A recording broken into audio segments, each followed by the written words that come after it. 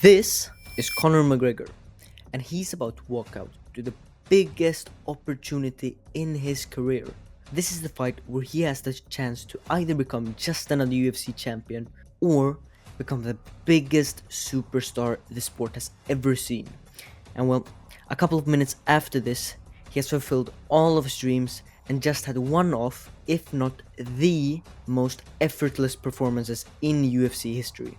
Few had made it look so effortless and had the finesse of prime Conor McGregor. And what if I told you this warm-up is the secret to it all? Let me explain. To understand Conor's style, you have to start from the bottom and make your way up. Conor's stance is similar to a taekwondo or karate stance, which is great for kicks, as well as making him a smaller target for his opponents to hit. But I'd actually liken it more to a Soviet-style boxing stance, and I'll get into that a bit later. And when you combine this with his karate, he can dart in with his punches and kicks to cover space quickly. You'll see Wonder Boy and MVP do this a lot with the karate stance. Conor may seem very loose when he's fighting, but that's only his upper body. His legs are constantly active and ready to dart in and out. What this stance is great for, more than anything, is kicks. With a traditional Muay Thai stance, you usually only have roundhouse kicks at various heights and teeps.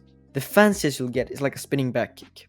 But Conor is able to use spinning heel kicks, hook kicks, roundhouse kicks, all of that, because of his stance. But the kicks that Conor uses the most is actually a bit surprising. He'll use the standard side kick and the oblique kick, mix in some teeps, but then he also uses the scissor kick. And let me tell you why. These all work like a tie hop. The tie hop is a traditional Muay Thai move where you kind of fake a teep and jump forward at your opponent. And Conor does this except without faking it. And the scissor kick is so effective in the same way that a spinning wheel kick is. Because sure, it's easy to block, but if you don't block it, you're at least gonna get rocked, possibly even knocked out from it. Scissor kicks are especially good because the opponent can't move laterally to escape it, so they're forced backwards. And of course, this is all helped by the speed which comes from the stance he's in.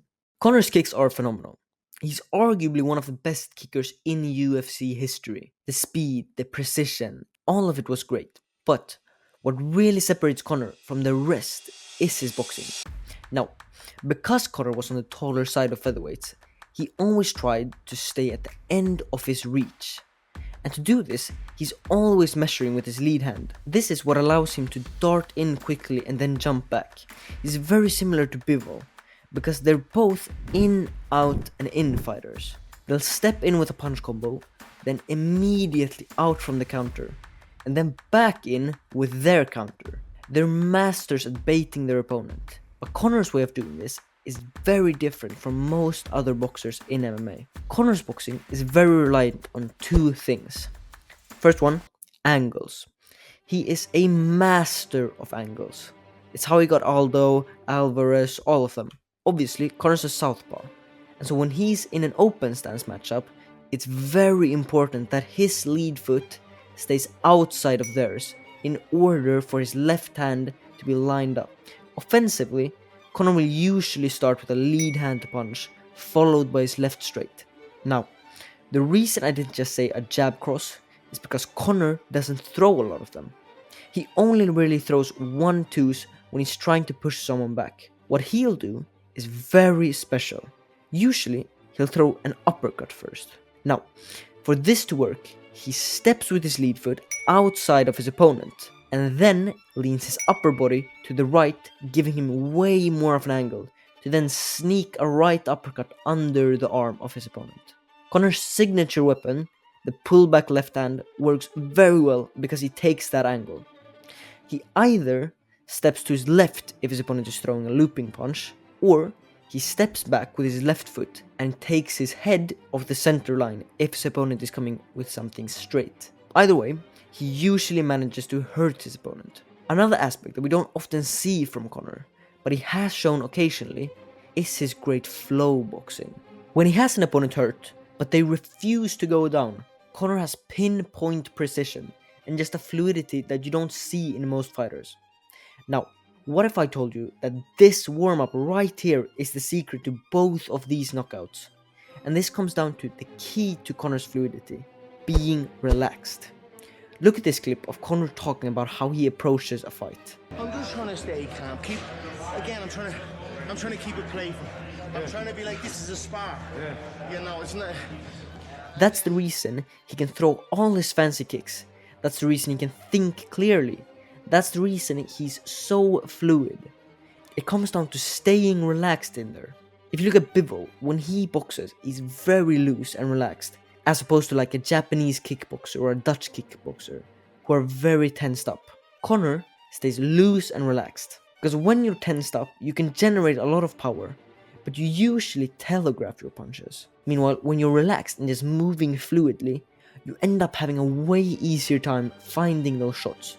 It's kind of similar to this Michael Jai White video. See how when he's loose and relaxed, he lands the punch a lot easier than when he's tense. Staying relaxed is also the key to the last part of Conor's style, head movement.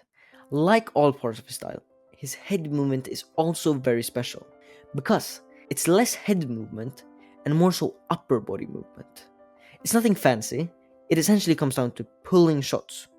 He'll usually kind of lean his body forward to bait out a punch from his opponent, which then allows him to pull the shot and counter back. If you remember how Conor measures with his lead hand, it's also the key to his head movement, because understanding the distance is vital for him to be able to do this. Basically, Conor's style essentially is a perfect tall man striking style. He pushes the shorter man back with his pressure and kicks, and frustrates them by constantly pulling shots and countering. Then, when his opponent's had enough and tries something reckless, he takes an angle and catches them with his signature left hand. Now, I will say a huge part of Conor's success came from getting in his opponent's head. This is why Aldo, Alvarez, Poirier, all of them ended up getting caught. Nonetheless, he was, in my opinion, the greatest striker in MMA history up until Volk came along. Hope you all enjoyed the video. If you want me to cover a specific fight or topic in an upcoming video, please comment. As always, I appreciate it. Till next time.